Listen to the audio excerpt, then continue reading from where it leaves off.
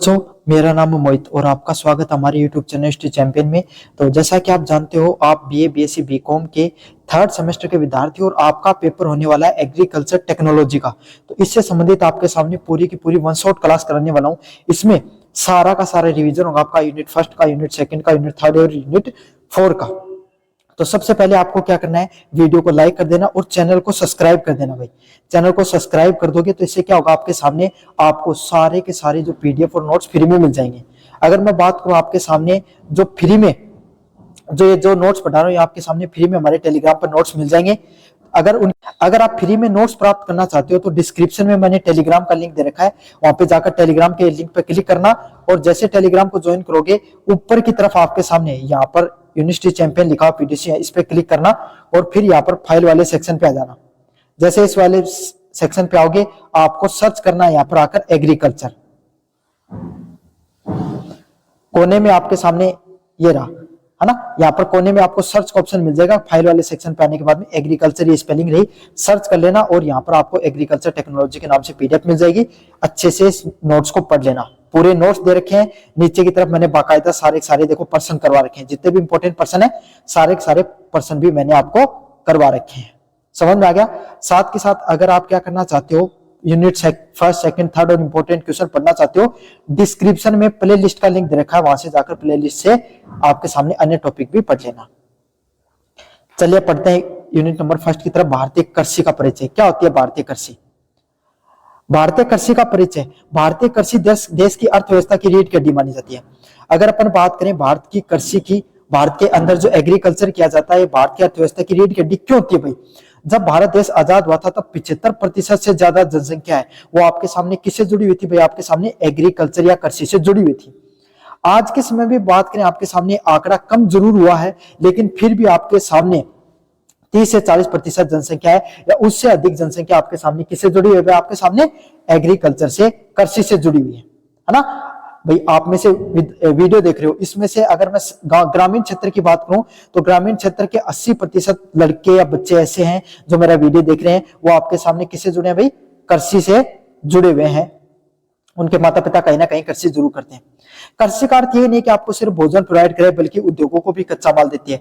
तो कृषि का अर्थ ये नहीं भाई कि गेहूं चावल और आपके सामने सरसों उगाई जाती है, इसके अलावा कपास गन्ना जैसी जो फसलें होती हैं, इससे क्या होता है आपके सामने ये जो देखो आपको पता है कपास से सूती वस्त्र उद्योग चलता है, गन्ने से आपके सामने जो गुड़ वगैरह बनना, चीनी वगैरह बनती है। समझ में आ गया। रबड़ हो गया, इसके अलावा आपके सामने जो एक और चाय हो गई, इन जैसे जो आपके सामने जो उद्योग है वो बनते हैं। भारत में कृषि के विकास के लिए प्राचीन काल से होता है, आज भी ये जीवन का महत्वपूर्ण आधार है। अगर अपन भारत की बात करें तो भारत में कृषि आज से नहीं चली आ रही है। भारत में सबसे पहले अंग्रेज आए थे, वो किस लिए आए थे? कृषि से प्रभावित होकर भारत के जो मसाले और भारत के अंदर जो आपके सामने कच्चा माल मिलता था, वो कपास मिलता था, वो सबसे अच्छी किस्म का कपास होता था, उसी को खोजते खोजते वो भारत तक पहुंचे थे। भारतीय कृषि विरासत की पहचान। भारतीय कृषि विरासत का अर्थ है कि वह पारंपरिक ज्ञान तरीके और अनुभव से हमारे पूर्वजों ने कृषि क्षेत्रों को विकसित किया। मतलब कृषि विरासत क्या है? कृषि विरासत का अर्थ यह कि जो पुराना जो हमारे पास ज्ञान है ना, पुराने तौर तरीके और अनुभव के आधार पे जो अपने जो पूर्वज हुआ करते थे, आपके सामने अपने जो दादा परदादा हुआ करते थे, इन्होंने क्या किया था? कृषि है, कृषि के क्षेत्रों को विकसित किया, अलग अलग प्रकार के कृषि के जो क्षेत्र है उनको विकसित किया है। किस किस प्रकार के आपके सामने कृषि के क्षेत्र होते हैं भाई? आपके सामने प्राकृतिक खेती। प्राकृतिक खेती क्या होती है? आपके सामने गन्ने की हो गई है ना, जो प्राकृतिक रूप से बनाई जाती है। समझ में आ गया। प्राकृतिक खेती के अंदर आपके सामने जो हल जोता जाता है, आपके सामने जिसके अंदर जैविक खाद का उपयोग किया जाता है, आपके सामने है ना, हाथों से अधिकतर काम किया जाता है, उसको प्राकृतिक खेती के नाम से जाना जाता है। फसल चक्र का ज्ञान होना। आपको पता भैया, एक आपका खेत है, अगर उसके अंदर एक एक फसल अगर आप उगाते रहोगे तो क्या फसल हो पाएगी? नहीं हो पाएगी। फसल का चक्कर आपको सामने 3 प्रकार से होता है भाई। रबी की फसल, खरीफ की फसल और जायद की फसल, 3 प्रकार की फसलें होती हैं। इसके अलावा भी अगर आप एक जैसे हर साल गेहूं बोते हो अपने खेत में, गेहूं उगाते हो हर साल अपने खेत में, तो अगर हर साल खेत में अगर गेहूं उगाते रहोगे तो उसकी उपजाऊपन है धीरे धीरे कम होता चला जाएगा। तो बीच बीच में क्या किया जाता है? आपके सामने चना उगा दिया जाता है या फिर आपके सामने अन्य कोई फसल है उसको उगा दिया जाता है, सरसों उगा दी जाती है। जैविक खाद का प्रयोग करना। भाई आपको पता हमारे जो पूर्वज हुआ करते थे उस समय ये यूरिया खाद नहीं चलती थी। कौन सी खाद चलती थी उस समय? आपके सामने गाय के गोबर की खाद हो गई, आपके सामने बकरी हो गई, भेड़ हो गई, उनकी जो खाद हुआ करती थी उसको जैविक खाद के नाम से जाना जाता है। उस खाद का आपके सामने अधिक से अधिक उपयोग किया जाता है। अगले वाला पॉइंट है जल संरक्षण के तरीके। जो आपके सामने जो पानी होता है, जल होता है, उसको बचाने के अलग अलग तरीके, जैसे जो टाके होते हैं, है ना, टाकों का निर्माण करना, तालाब जो है इनका सबका निर्माण किया जाता था ताकि क्या हो सके, ज्यादा से ज्यादा आपके सामने जो फसल है उसको उत्पादित किया जा सके। प्राचीन कृषि की पद्धतियां। प्राचीन भारत में उन्नत कृषि पद्धतियां अपनाई जाती थी। जो पहले का भारत हुआ करता था उसके अंदर अलग अलग प्रकार की कृषि पद्धति अपनाई जाती थी। कौन सी होती थी? हल द्वारा भूमि को जोतना। पहला कौन सा होता था आपके सामने? जो कृषि है वो किससे की जाती थी भाई आपके सामने? आपको पता है, आपने तो नहीं देखा होगा, लेकिन आपके पापा से पूछ लेना या आपके दादाजी से पूछ लेना, उनके टाइम पे जो कृषि है वो किससे, खेत किससे जोते जाते थे आपके सामने? हल से जोते जाते थे। ऊंट हो गया, बैल हो गया, उसके माध्यम से खेतों को जोता जाता था।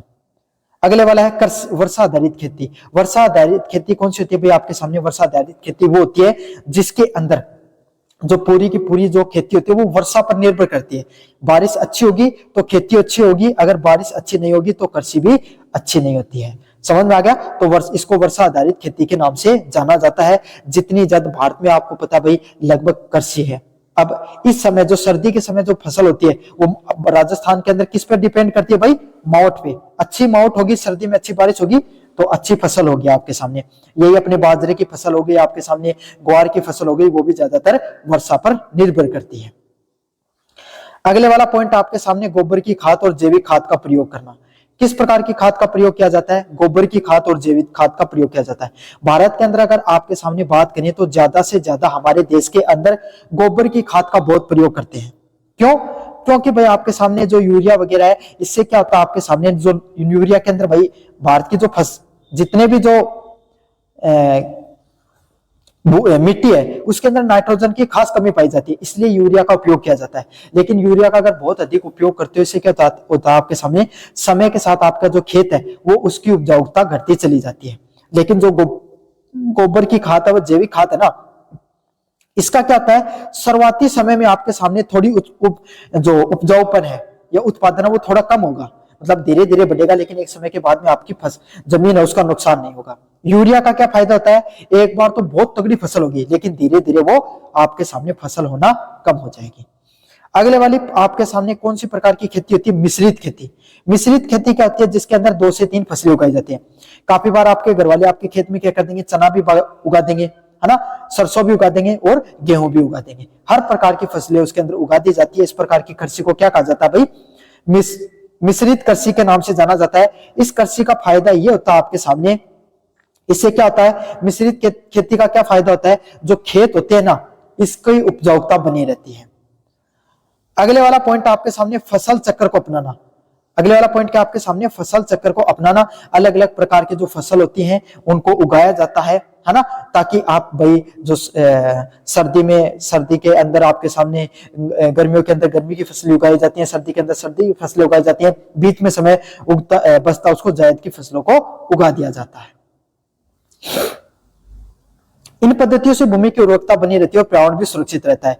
जो आपके सामने जो अलग अलग प्रकार की जितनी जो पद्धतियां बताई गई है, हल द्वारा भूमि को जोतना, वर्षा आधारित कृषि हो गई, गोबर की खाद और जैविक खाद का प्रयोग करना, मिश्रित खेती और आपके सामने फसल चक्र को अपनाया जाता है। इससे क्या रहता है आपके सामने? जो मिट्टी है उसकी उर्वरकता बनी रहती है और पर्यावरण भी सुरक्षित रहता है। वर्तमान कृषि में कृषि विरासत की उपयोगिता क्या होती है? आज के आधुनिक समय में प्राचीन कृषि ज्ञान की बहुत अधिक प्रासंगिकता है। मतलब आज के अगर वर्तमान समय की बात करें, जो प्राचीन कृषि है उसका जो ज्ञान है उसकी बहुत अधिक प्रासंगिकता, मतलब बहुत अधिक महत्व दिखाई पड़ता है। क्या महत्व आपके सामने?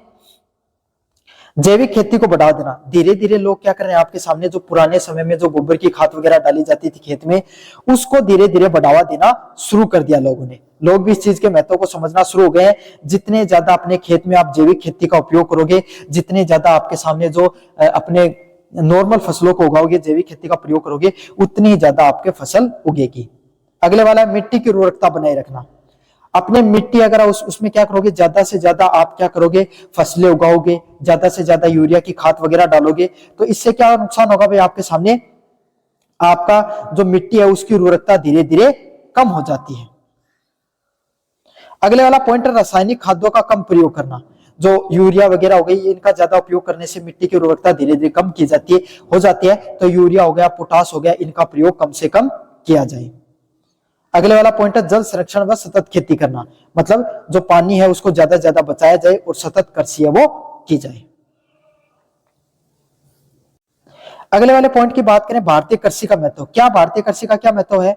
देश की खाद्य सुरक्षा, मतलब भारत के अंदर जो भारतीय कृषि का क्या महत्व है, भारत के अंदर जो खाद्य सुरक्षा है, खाद्य सुरक्षा का अर्थ आपके सामने क्या है? खाद्य सुरक्षा का अर्थ यह है कि भारत के अंदर जो कृषि होती है, इसमें ज्यादा से ज्यादा लोग किसानी करते हैं, और इसका फायदा ये होता है हमारे देश के अंदर कि हमारे देश के अंदर लगभग आपके सामने कहा जाता है 80 करोड़ जनसंख्या है, उसको क्या दिया जाता है? फ्री में, मुफ्त में अनाज दिया जाता है, ना भाई आपके सामने। साथ के साथ हमारा देश है वो आत्मनिर्भर है, हमें जो खाद्यान्न होते हैं, खाने की चीजें होती हैं, उनको दूसरे देशों से इंपोर्ट एक्सपोर्ट करने की जरूरत नहीं पड़ती है। क्यों? हमारे देश के अंदर हम हर प्रकार की फसलों को उगा सकते हैं। अगले वाला आपके सामने ग्रामीण क्षेत्र का विकास होना। ग्रामीण क्षेत्र का विकास क्या होता है?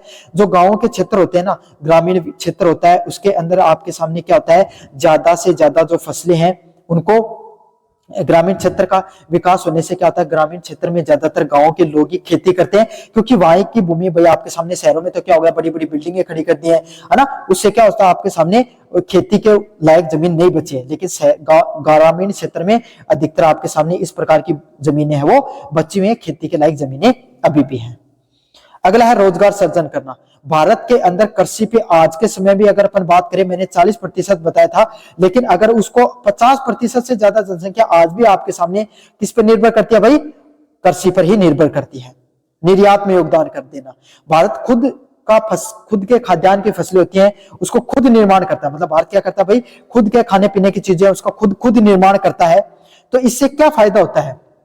खुद का देश में तो इनके पास रहेगा, लेकिन जो बच जाता है उसको दूसरे देशों में भी क्या कर दिया जाता है?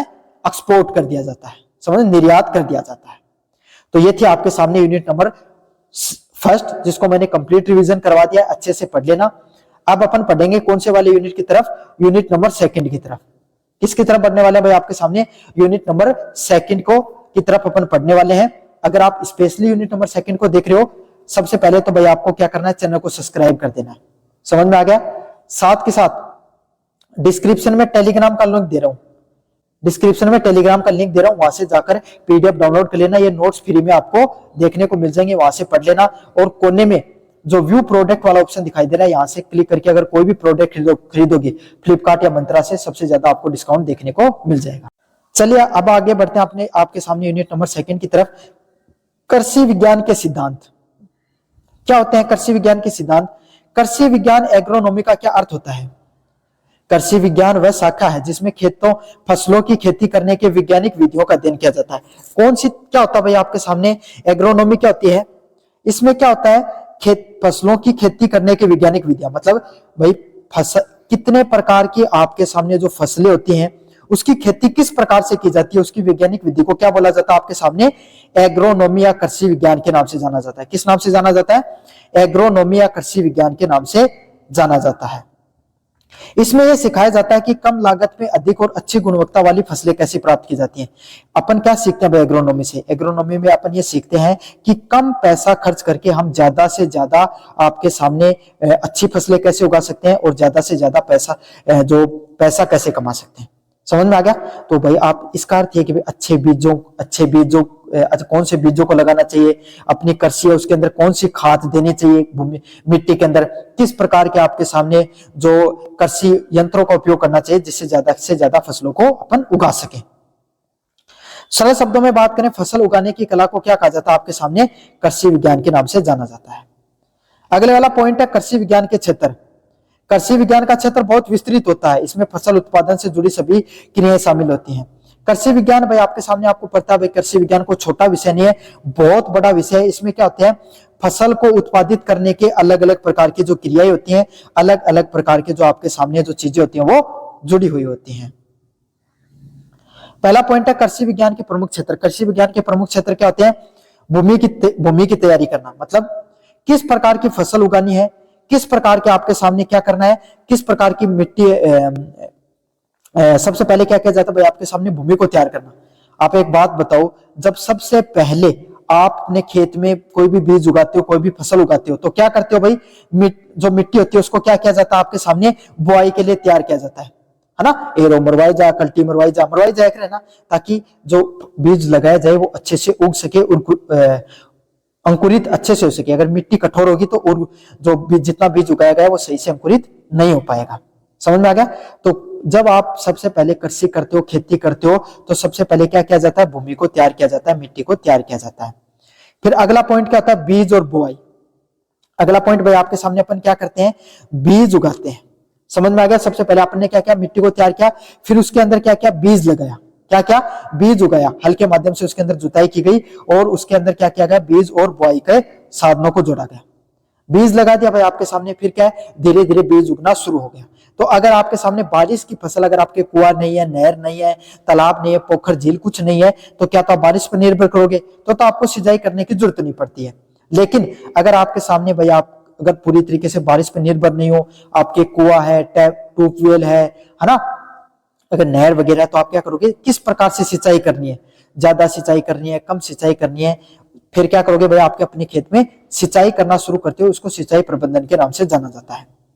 फिर अगले वाला पॉइंट होता है खरपतवार नियंत्रण करना। मतलब खरपतवार नियंत्रण क्या होता है भाई, आपके सामने घास होने लग जाएगा उसके अंदर, समझ में आ गया, घास होने लग जाएगा, कीटनाशक वगैरह लगने लग जाएगा, तो उसको नियंत्रित करने के लिए आपको दवाई डालोगे, या खेतों से हाथों से नॉर्मली अपने मैनुअली हाथों से जो उसको घास वगैरह को उखाड़ोगे, तो उसको क्या कहा जाता है, खरपतवार नियंत्रण के नाम से जाना जाता है।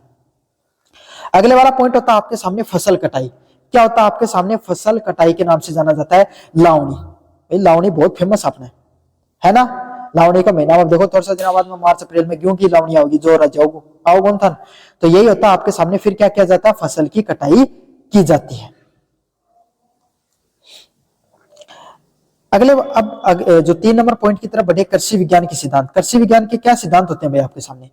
कृषि विज्ञान के कुछ मुख्य सिद्धांत होते हैं जिसका पालन करने के लिए फसल को उत्पादन को बढ़ाया जाता है। मतलब कृषि विज्ञान है का कुछ मुख्य सिद्धांत है जिससे क्या अपन जो कृषि को उत्पादन है उन और ज्यादा बढ़ा सका। कौन सा सिद्धांत है? पहला सिद्धांत है सही समय पर बुआई करना। अगर सही ठीक समय पर बुआई करोगा, अगर सही समय पर फसल लगाओगा, तो इससे क्या जाओगे, थान बेरो है ठीक समय पर अगर बुआई करने को क्या फायदा है, ज्यादा से ज्यादा उत्पादन बने है। सही दूरी पर पौधे लगाना, मतलब उचित दूरी पर पौधे लगाना, कन्ना पौधा लगा दियो भाई। अब ठीक बात बताओ, प्याज उगा दियो, कोई भी फसल उगा दी, प्याज उगा दियो और कन्ना प्याज लगा दिया, तो कहीं होगा, क्योंकि भाई प्याज मोटो जल्दी होगा, जब जगह मिलेगी, और कन्ना बाद दियो तो क्या जगह छोटा छोटा प्याज पड़ेगा। तो यही है, सही समय पर बुआई करना भाई।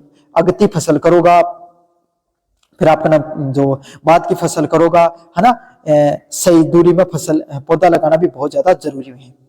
अच्छा, सबसे महत्वपूर्ण पॉइंट होता है अच्छी गुणवत्ता का बीज लेना। चाहे कितनी भी अच्छी जमीन हो, अगर आपका बीज अच्छी गुणवत्ता का नहीं होगा, बीज अच्छी क्वालिटी का नहीं होगा, तो आपकी फसल कभी भी अच्छी क्वालिटी की नहीं हो सकती। तो अच्छी गुणवत्ता का बीज होना जरूरी है। क्या होना जरूरी है? अच्छी गुणवत्ता का बीज होना जरूरी है। जितनी ज्यादा अच्छी गुणवत्ता का बीज होगा, उतना ज्यादा आपको पैदावार मिलेगी, उतना ज्यादा आपके लिए अच्छा रहेगा। समझ में आ गया? अगले वाला पॉइंट है उचित मात्रा में जल व खाद डालना। क्या होगा भाई आपके सामने,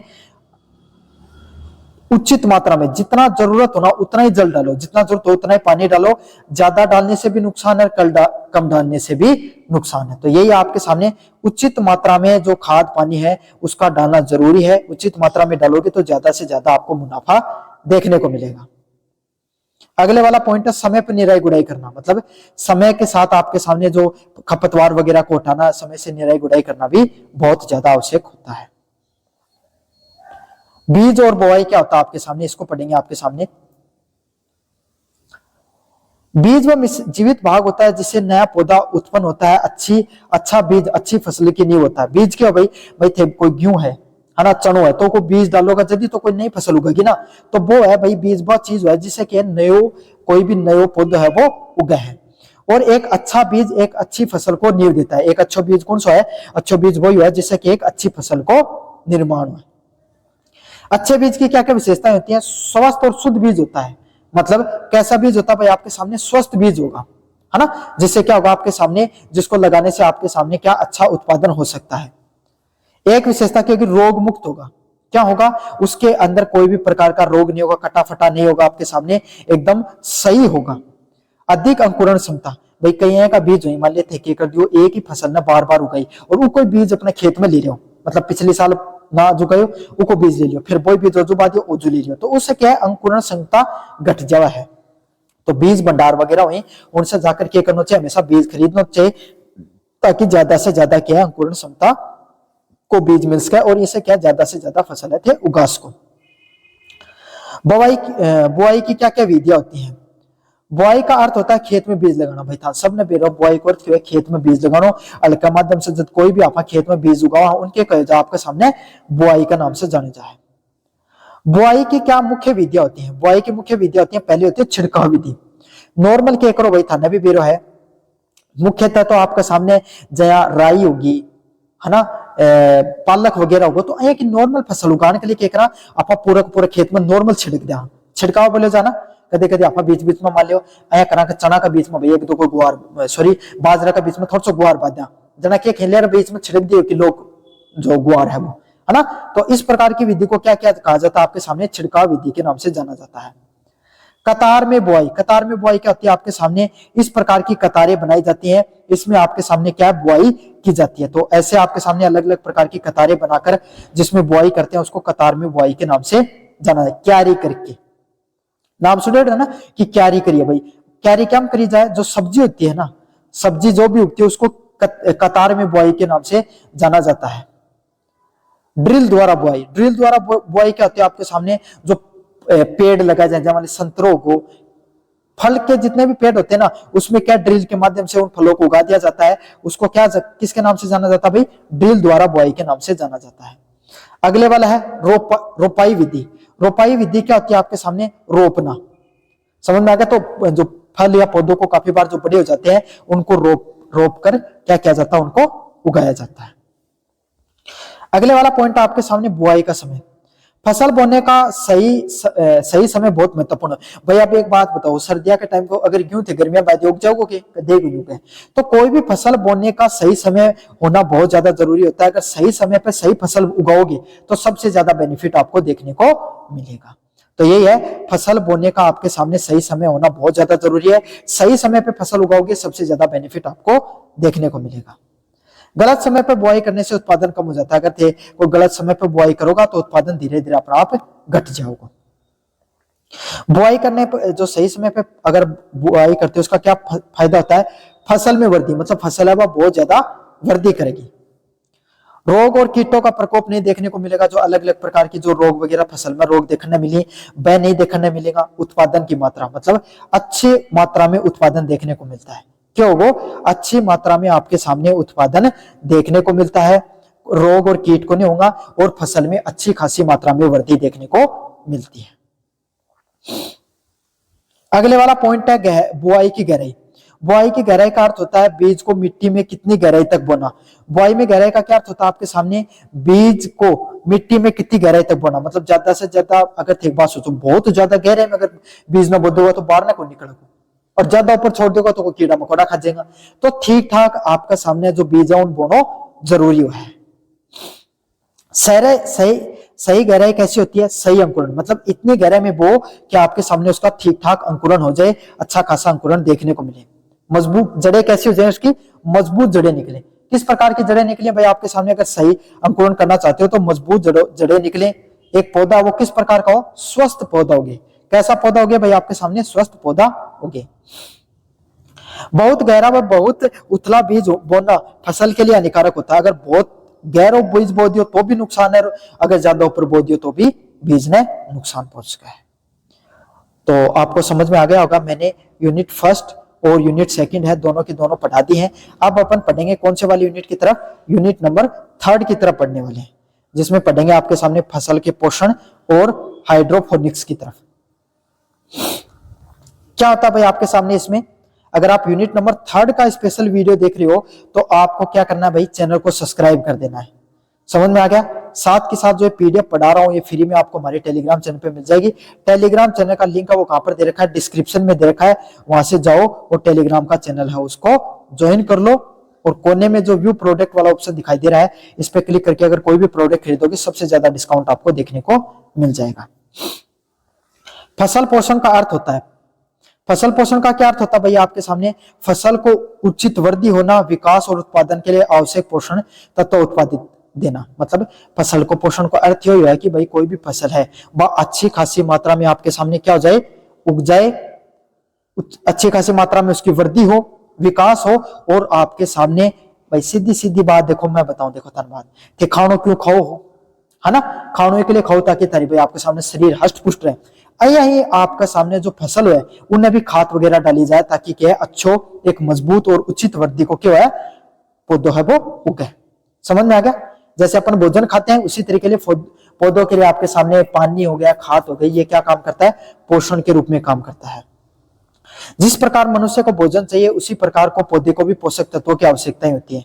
मतलब जिस हिसाब से कोई भी मनुष्य है ना उन भोजन खाना की जरूरत पड़े है उसी प्रकार से कोई भी पौधो है उन पोषक तत्वों की आवश्यकता पड़े कि क्या आवश्यकता पड़े भाई, पोषक तत्वों की आवश्यकता पड़ती है, यूरिया खाद वगैरह की जरूरत पड़ती है। पौधे के आवश्यक पोषक तत्व क्या होते हैं आपके सामने, कोई भी पौधा होता है उसके अंदर 16 पोषक तत्वों की आवश्यकता होती है। 16 कम से कम 16 आपके सामने उन पोषक तत्व मिलना चाहिए यदि कि उसका वो आपके सामने वृद्धि उसका है। प्रमुख पोषक तत्व क्या होते हैं, नाइट्रोजन, फास्फोरस व पोटेशियम। तो कोई भी पौधो है ना, कोई भी पौधो होगा आपके सामने, चाहे आपके सामने गेहूं की फसल होगी, चाहे जो बाजरो कोई भी फसल होगी, दाल वगैरह होगी, है ना, नाइट्रोजन, फास्फोरस और पोटेशियम होना बहुत जरूरी है। और भारत की जितनी भी भूमि है ना आपके सामने खास करके तो पोटेशियम और फास्फोरस बहुत ज्यादा कम देखने मिला है और नाइट्रोजन भी बहुत कम हुआ है। समझ में आ गई, तो आपके सामने जो हमारे देश में नाइट्रोजन की खास करके कमी पाई जाती है इसलिए यूरिया का ज्यादातर डाली जाती है ना। तो ये 3 सबसे जरूरी पोषक तत्व हैं। द्वितीयक पोषक कौन सा हो आपके सामने, कैल्शियम, मैग्नीशियम व सल्फर। प्राइमरी कौन सा है, प्राइमरी है आपके सामने नाइट्रोजन, फास्फोरस व पोटेशियम प्राइमरी ही। द्वितीयक पोषक तत्व कौन सा है आपके सामने, कैल्शियम, मैग्नीशियम व सल्फर आपके सामने द्वितीयक पोषक तत्व के नाम से जाना जाता है। समझ में आ गई, दूसरा सबसे जरूरी पोषक तत्व है। और सूक्ष्म पोषक तत्व क्या है, लोहा, जस्ता, तांबा, मैग्नीज व बोरोन। लोहा, जस्ता, तांबा, मैग्नीज व बोरोन क्या होते हैं आपके सामने, शुष्क पोषक तत्वों के नाम से इनको जाना जाता है। क्या होता है भाई आपके सामने इनमें खाद और उर्वरक का क्या महत्व होता है। खाद क्या होती है, खाद प्राकृतिक पदार्थों से बनी होती है, जैसे गोबर की खाद, कंपोस्ट खाद, और ये मिट्टी की उर्वरकता को बढ़ाती है। खाद क्या होती है आपके सामने, जितने भी जो अलग अलग प्रकार के जो प्राकृतिक पदार्थ होते हैं उनसे बनती है। जैसे खाद गोबर की हो सकती है, कंपोस्ट की खाद होती है। कंपोस्ट क्या होती है आपके सामने, जो जिनमें मतलब कोई जो आपके सामने जो पौधा था उसके पत्तों को गलाकर बना दी गई आपके सामने, है ना, और आपके सामने कोई नारियल का बुरादा हो गया, इस प्रकार की चीजों को बना दी जाती है जिससे पौधों की उर्वरकता बढ़ सके। गोबर की खाद क्या है, गाय की, भैंस की, भेड़ की, बकरी की, इस प्रकार की जो खाद होती है जो आपके सामने गल जाती है, काले कलर की हो जाती है, तब उसको खेत में डाल दिया जाता है। क्या फायदा होता है भाई आपके सामने, ये मिट्टी की उर्वरकता बढ़ाती है। क्या करती है आपके सामने, जो मिट्टी होती है उसकी उर्वरकता को बढ़ाने का काम करती है। उर्वरक क्या होते हैं, उर्वरक वे रासायनिक पदार्थ होते हैं जो पौधे को तुरंत पोषक तत्व प्रदान करते हैं। उर्वरक क्या होते हैं आपके सामने, उर्वरक वो रासायनिक पदार्थ होते हैं जो कोई भी पौधा होता है ना उसको तुरंत पोषक तत्व प्रदान करते हैं, तुरंत प्रभाव से उसको क्या करते हैं आपके सामने, उसको उसकी वृद्धि करते हैं, उसके अंदर क्या करते हैं, जो आप भाई खानो खावा इस अपने हाइट बढ़ सके है, आप मोटा ताजा उसका वही ही पौधों की हाइट बढ़ेगी, है ना, उसका फल लगेगा, उसका अनाज अच्छा लगेगा। तो ये पोषक तत्व क्या करते हैं, रासायनिक पदार्थ क्या करते हैं, पोषक तत्व के रूप में काम करते हैं। जहाँ आप दूध पीवा, है ना, सब्जी खावा, अरे पता ही सब्जी खावा, मतलब तो इस प्रकार की जो चीजें होती है उसी तरीके से आपके सामने खाना हमारे लिए पोषक तत्व है, उसी तरीके से आपके सामने जो रासायनिक खाद होती है या आपके सामने जो ये जितने भी जो पदार्थ बताए मैंने, कैल्शियम, फास्फोरस, पोटेशियम, ये इनके पोषक तत्व के रूप में काम करते हैं। पोषक तत्वों का उपयोग दक्षता क्या होती है, पोषक तत्वों की उपयोग दक्षता का अर्थ होता है दी गई खाद का पौधे द्वारा कितना सही उपयोग किया गया। मतलब पोषक तत्व की दक्षता का उपयोग अर्थ यही हुआ है कि कोई भी पौधा ने कितनी खाद दी गई और उसकी खाद देने से कितना फायदा हुआ, समझ में आ गया। पोषक तत्वों का उपयोग का अर्थ यही हुआ है आपके सामने कि कितनी खाद दी गई और उन खाद देने से उन कितनों ज्यादा फायदे देखने मिले। दक्षता बढ़ाने के तरीके क्या होते हैं आपके सामने? सही मात्रा में खाद देना, मतलब ठीक ठाक मात्रा में खाद दो। कोई भी पौधा है अगर सही मात्रा में खाद दोगा तो उतना ही ज्यादा उससे क्या होगा, उन्हें फायदे देखने मिलेगा। सही समय पर खाद देना, अगर कोई भी पौधा होता है अगर उसको सही समय पर अगर आप खाद दोगे तो उसका क्या फायदा देखने को मिलेगा भाई। अब एक बात बताओ, अगर नहीं बोलो खाद दे दी और खाद देने के बाद में पानी कौन दियो तो क्या जो उन फायदों उनका बजाय पेड़ में नुकसान हो जाओगे। समझ में आ गई। अब घनी सारी खाद दे दी तो भी नुकसान हो जाओगे और कम दे दी तो भी नुकसान हो जाओगे। तो यही है, सही समय पर खाद देना भी जरूरी है और सही मात्रा में खाद का देना भी जरूरी होता है। भूमि परीक्षण के आधार पर खाद देना, तो अहिया को नहीं कि थारा मन में उस साबुन खाद देती भाई, थारा मन में कि भाई आज चलो भाई यूरिया गिर देंगे, पर थारा मन में कि पोटास गिर दें, पर थारा मन में कि कैल्शियम को छिड़काव कर दें, पर थारा मन में कि बोरोन गिर दें। अही साबु गिरा तो भाई फसल तो उगे कुंगी और जो उगरी हवा भी जाती रहेगी। तो क्या करियो जाए, थारी जय की जो जमीन है ना उसकी जांच करो। कृषि किसान केंद्र होते हैं ना आपके सामने, उसके अंदर आपके सामने जाओ, अपनी मिट्टी की जांच करवाओ, किस प्रकार के खाद की जरूरत है आपके खेत को, उस प्रकार की खाद देना खेत में जरूरी होता है। अगले वाला पॉइंट होता है जल संसाधन। जल होता है वो फसल वृद्धि के लिए सबसे ज्यादा जरूरी होता है। पानी है ना, पानी कोई भी फसल ना वृद्धि करने के लिए जरूरत है भाई। पानी तो भाई अगर अपना नहीं मिले, एक छोटी सी बात सोचो, अगर पानी अपना खुद ने नहीं मिले तो आप कौन वृद्धि कौन कराना। तो इसके लिए अगर कोई भी फसल है अगर उन वृद्धि करनी है तो उसके लिए क्या जरूरी है भाई, आपके सामने उन पानी की बहुत ज्यादा जरूरत पड़े। और पानी भी ऐसा नहीं कि आपके मन में है उतना दे दिया, सही मात्रा में सही आवश्यक मात्रा में पानी का देना